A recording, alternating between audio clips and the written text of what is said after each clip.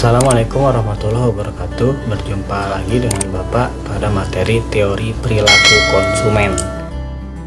Tadi di awal kita sudah bahas tentang definisi, kalian bisa simak lagi, di review kembali.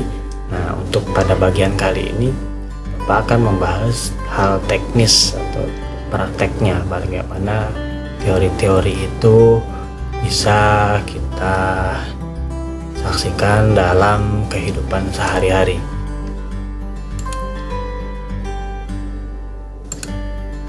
Nah, ini tentang pendekatan kardinal yang tadi sudah kita bahas definisinya. Yang pertama tentang hukum Gosen 1, di mana jika pemenuhan kebutuhan akan suatu jenis barang dilakukan secara terus-menerus, maka rasa nikmatnya mula-mula akan tinggi. Namun semakin lama kenikmatan tersebut semakin menurun sampai akhirnya mencapai batas jenuh. Dalam kasus ini ada kasus konsumsi pizza, ya, konsumsi pizza di mana awalnya kita tidak mengkonsumsi apa-apa, kemudian kita mengkonsumsi satu potong dengan nilai guna totalnya itu 40. Masuk potongan kedua kita masih lapar, naik menjadi 70.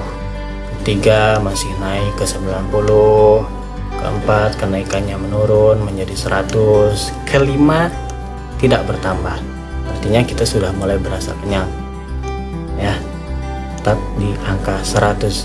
Nah, masuk ke potongan ke-6, nilai guna totalnya malah menurun menjadi 90. Nah, ini tingkat kepuasannya sudah mulai menurun.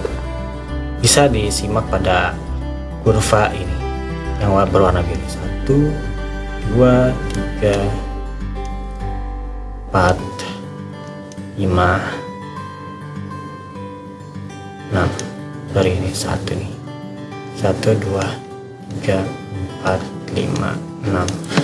Nah, untuk nilai guna marginalnya atau marginal utility-nya itu merupakan selisih dari 0 ke 40 itu 40, kemudian dari 40 ke 70 itu 30, kemudian 70 ke 90 itu 20, 90 ke 100 10 penambahannya, 100 ke 100 itu penambahannya 0, sampai terakhir dari 100 ke 90 itu penambahannya minus 10.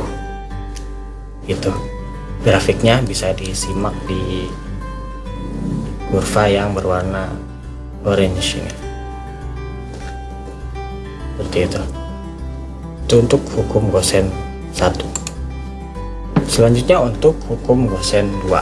Kalau hukum Gosen 1 itu cenderung terhadap satu jenis barang saja, maka di hukum Gosen 2 ini latar belakangnya adalah itu tadi, karena manusia tidak dalam memenuhi kebutuhannya, manusia tidak hanya mengonsumsi satu jenis barang saja, tetapi berbagai jenis. Nah, dalam hal ini konsumen akan melakukan konsumsi sedemikian rupa sehingga nilai guna marginal setiap barang dan jasa yang dikonsumsi akan tetap sama. Contoh, kalian mempunyai uang 10.000, akan tidak mungkin juga kalian akan membeli bubur saja untuk makan saja. Ada kebutuhan lain, misal beli pulpen, kemudian beli es teh manis. Nah, andaikan nanti uang jajan kalian meningkat, bertambah jadi 2.000 atau 3.000, ada penambahan kebutuhan yang lainnya seperti membeli gorengan dan sebagainya. Jadi dalam uang 10.000 tadi itu kalian belikan bubur ayam 5.000, pulpen 2.000, dan es teh manis 3.000 rupiah. Selanjutnya ada pendekatan ordinal terkait dengan kurva indiferensi, dimana di sini ada kasus jeruk dan apel. Bunyinya ini, semua titik kombinasi apel dan jeruk pada kurva tersebut menunjukkan tingkat kepuasan yang sama. Titik kepuasannya itu ada di titik A, titik B, titik C. Walaupun jumlah jeruk dan apelnya berbeda-beda, tapi dari titik kepuasan itu titik kepuasannya sama. Oke, semua titik kombinasi apel jeruk tadi menunjukkan tingkat kepuasan yang sama. Jadi untuk dapat mempertahankan kepuasan yang sama tersebut, setiap pengurangan penggunaan jeruk harus menambah penggunaan apel. Pada semua titik sepanjang kurva indiferensi, tingkat kepuasan konsumen adalah sama. Seperti itu. Terakhir, kurva indiferensi yang semakin jauh dari titik nol menunjukkan tingkat kepuasan yang semakin tinggi. Ya, jadi tingkat kepuasan U3 itu paling tinggi, lebih tinggi dari U2. Kemudian U2 lebih tinggi dari U1.